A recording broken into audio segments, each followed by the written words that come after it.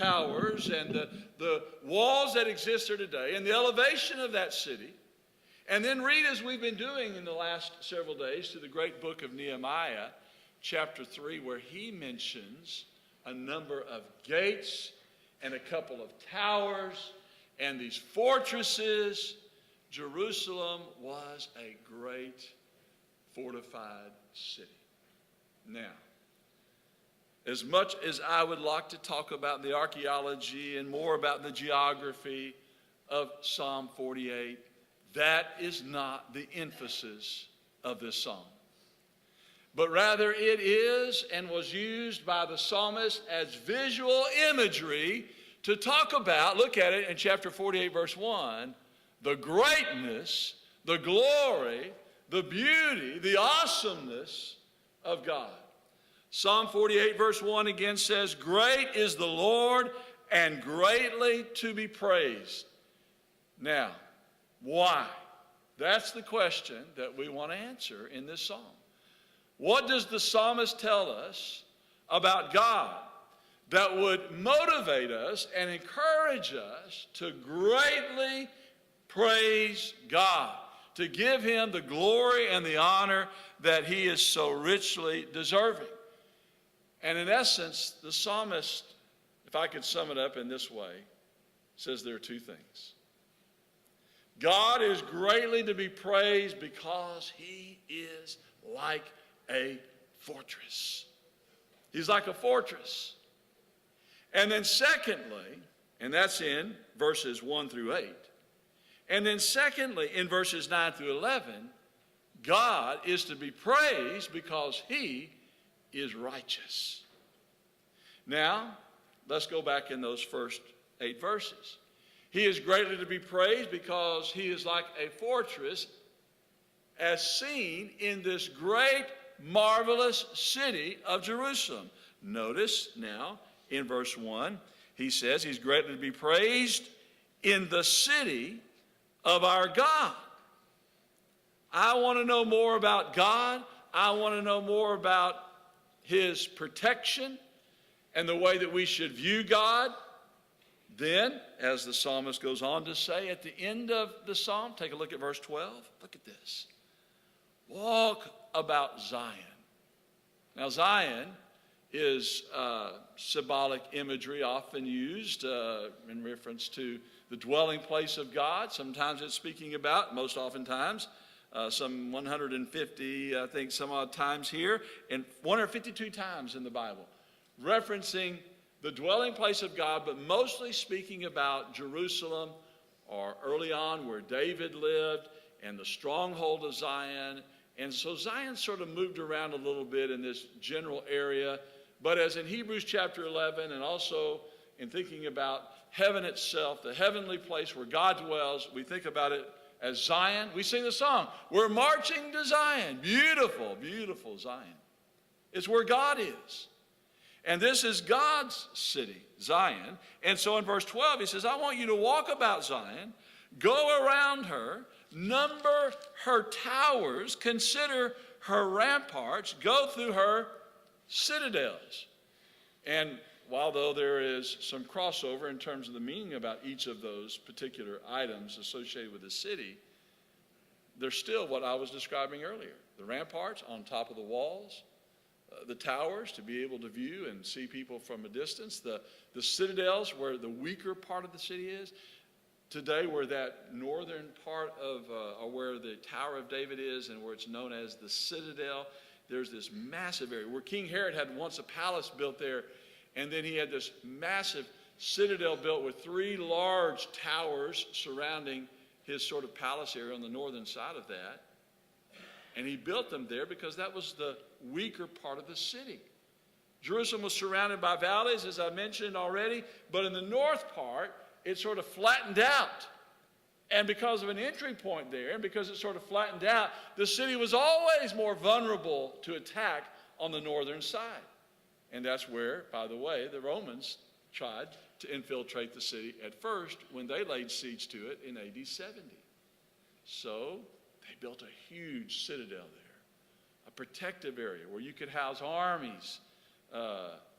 And what God is then telling the people of the psalmist's day. Go and look at this marvelously protected city, this fortress. Go about its walls, okay? So as you survey the city, now let's go back to verses 1 through 8, particularly pick up now in verse 2. He says, as you go, let's start at the end of verse 1. In the city of our God, his holy mountain. His holy mountain. Well, the word mountain is often in apocalyptic literature or in prophetic literature a reference to authority and to power, to kingdoms. Remember Isaiah 2? That the Lord will establish his house in the top of the mountains, right? So all of these mountains, but in the top of the mountains, there would be the establishment of his kingdom. So of all the kingdoms, above all those kingdoms, the Lord would establish his. But probably referencing the actual hill or mountain here in Jerusalem. So in this place, it is beautiful in elevation. Well, I've already noted the elevation relative to this, but the Hebrew word here may carry with it more than just the idea of elevation. Does anybody have a different translation than elevation there? Some say it should be translated as beautiful in situation. In other words, because of what Jerusalem means to us, because of its location and the history associated with it, when Abraham came to offer up his son Isaac in this region of Moriah, where the city came to be built, Jerusalem, that it is beautiful because God's plan was revealed there from that time associated with Abraham. But however you want to consider it, God's city needs to be analyzed and looked at in comparison to the very nature and characteristics and traits that he possesses. Why is it so wonderful and beautiful? Not only because of the protection, but because of the joy that is found there. It is the joy of all the earth, Mount Zion, as far as the north, or in the north area, probably referencing like Syria, maybe, as they were glad that they had some protection in some way, even from the Assyrians or the Egyptians to the south. Anyway, more to be said about that. We don't have time to, but this is the city of the great king. Now, why would there be joy in all the nations of the earth associated with Jerusalem? Why should we consider this city? It's because, first of all, Abraham came here. He was blessed by King Melchizedek here, who was the king of Salem, the king of Jerusalem, revealing God's plan that brought into, finally, fruition the Pentateuch. The Pentateuch that actually blessed the stranger. And if you were to read in various places in the Old Testament, maybe even somewhere like Leviticus 19, 23 through 24, God in the Pentateuch made provision for the stranger. For those who came into this area, for the Gentiles themselves to be blessed. God always was concerned about everyone, not just his people Israel. And so through Israel, there is a marvelous blessing that can be found because of the benevolence and the kindness of God's people, but also because God made provision for them to even become a part of his family. People like Rahab, people like Naomi, like Ruth, remember that in the story, who is a Moabitess woman. So God introduced into that lineage of Christ and into the family of the Israelites, Gentile people, not only in the Old Testament, then ultimately in the New. So when you look at Jerusalem, and as you stand even today on the Mount of Olives, and you look out across the Kidron Valley to that marvelous city, as we get to do on occasions, and tell the story of God's redemptive plan, the scheme of redemption as it's unfolded in this beautiful city, you can't help but think, yes, as even represented on various images in the little marketplaces around, that Jerusalem is the center of the earth. It's the center of the earth, as they would consider it. And so great joy, because it is the city of the great king. Probably some reference to messianic connections here in regard not only first to David, but then naturally in speaking about the future of Jesus. By the way, there's a great book if you ever get a chance to look it up. It's called The City of the Great King, and it's actually written during the mid-1800s by a guy by the name of James Barclay, or J.T. Barclay, and he was a pharmacist, the very first person that the Missionary Society under Alexander Campbell sent out, and they came to Jerusalem, and he lived there for about 4 or 5 years, and they established the church there. There was about 24 Christians, people that were baptized, and while he's there, he's out exploring at night, and there's even a gate today, an entryway in the western wall going up into the old Temple Mount that has his name even today. It's called Barclay's Gate. And he wrote a book called The City of the Great King. You ought to read it. It's very interesting. And it's kind of fascinating to think about the explorations that took place at night. But that's where he drew his inspiration for the title of his book, is right here from Psalm 48. So, why is God to be praised? Why is he so great? Why is he so marvelous? Because of his great city. And then particularly, notice now in verse number 3, within her citadels, God has made himself known as a fortress. God protected his people. He loved his people. And if they cried out to him, as we are reminded of in 2 Chronicles 7, if my people are called by my name, shall humble themselves, right, and turn from their wicked ways, then I'll heal their land. God would protect and always desires to love and protect his people. So he is worthy to be praised because he is a fortress. He's a high tower. And then he connects in verse number 4 some event that probably, as I've already said, was connected to Isaiah 37. For behold, the kings assembled. They came on together, and as soon as they saw it, they were astounded. They were in panic. They took to flight. Trembling took hold of them there. Anguish of a woman in labor. And by the east wind she shattered the ships of Tarshish, as we have heard. So we have seen in the city of the Lord of hosts, in the city of our God, which God will establish forever. Now, as I mentioned, even today when you go to the top of the Mount of Olives, or you maybe approach it from the southern side and you look at just the ramparts that exist there today, you think, this is very fascinating. And some of the stones, like even in the western wall today, that are bigger than way bigger than any stone in the pyramids of Egypt.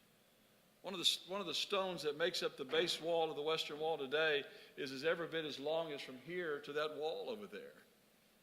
And you think about the massive stone that exists there. And I'm not suggesting that this was like a Babylon, that Jerusalem was in some way like that. But here you come through this agricultural area and into this hill country, and you think that these Jewish people are sort of backwoods, unlearned, unskilled people. Can you imagine as they came up over the top of these mountains and they saw this fortress? Yes, sometimes people, because they don't see God today, don't understand the power and the magnificence and the greatness and the protection that he himself provides, even for us today. So when you think of God, think of the city and think about the greatness of it. But secondly, the psalmist wants us to think about God not only in terms of the city, but now as we go a little deeper into the city. Look at verse 9. We have thought on your steadfast love. In the midst of your temple, as your name, O God, so your praise reaches to the ends of the earth. Your right hand is filled with righteousness. Let Mount Zion be glad, and let the daughters of Judah rejoice because of your judgments. So God is a God of protection, but now here is the real, to me, exciting part of why we should be happy and joyous to praise God. Because of the temple there. But what does the temple represent? What does it mean?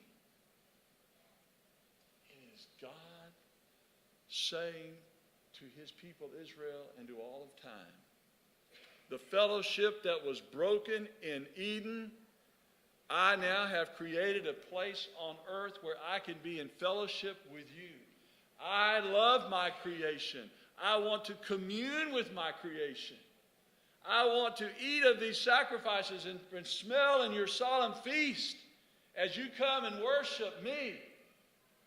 It is God saying, okay, sin entered the world, but what I've created is a bit of heaven on earth. Have you ever read about Solomon's temple? Have you ever gone through the book of Chronicles and seen all the detail that's described in how Solomon built the inner sanctuary of that temple? Floral motifs, palm trees, pomegranates. In this, then the two main towers that existed as you entered into the temple itself are wrapped by these beautiful vines. In other words, God was trying to, through Solomon, create sort of a second Eden, as it were. And notice, remember, in the Garden of Eden, when Adam and Eve were driven out, which way were they driven out? Tell me. To the east. How is the temple faced? To the east. So what you lost in Eden, God is saying, I've recreated a bit of it here on earth for us to have fellowship. But now, because of sin, sacrifices have to be made. There has to be sanctification before you can approach a holy God. But when you see the temple, don't see it as just God saying, well, I just need a little place to kind of hang out here on the earth. What God was saying, I'm creating, as the book of Exodus calls it, a tent of meeting. A place for me to meet my creation. A place for me to have fellowship with my creation. It is a symbol and an image of God's love, of God's desire to be reconciled to the creation that left him, that sinned against him. And the great lengths at which God wanted his people to know that he is a holy God, but that this holy and magnificent God has made, through atonement, the ability to be at one with him. The temple occupied a central part of the city of Jerusalem, both during the days of Solomon, but especially during the days of Jesus. It was, during the days of Jesus, occupied some 26, at least the entirety of the courtyard area, the Herodian complex, some 26 NFL football fields could have been placed on that platform up there. It was magnificent. It was glorious. It was huge. And in Solomon's age, big as well. Not quite that big, but still huge. And so you think about, as people topped the hill of Mount of Olives and they looked at the city, they saw also the temple. God's presence dwelling among his people. That this is a God that's not far off, but a God that is near. A God that wants to commune with, forgive and atone for, and love, and give his people a place at his table. Right? The table of showbread. To be a light with the menorah. Yes, the altar of incense and their prayers coming up as a memorial to God and as a reminder. And then the Ark of the Covenant of God saying, I have covered over with that lid and the mercy seat over the sins that are being convicted or you're being convicted of by the law that was contained in that ark. I've made a promise. I'm giving you mercy. That's why God is to be praised. He's a mighty fortress, but he's also a God of love and righteousness that, yes, says I have to punish wrongdoing, and I'll do that through the sacrificial animal system and ultimately my son, so that I can be reconciled to you. Let's remember that today and every day as we examine the city of Jerusalem and its temple think about what it tells us about our God and how great he is and how he is to be praised with all of our heart and all of our being.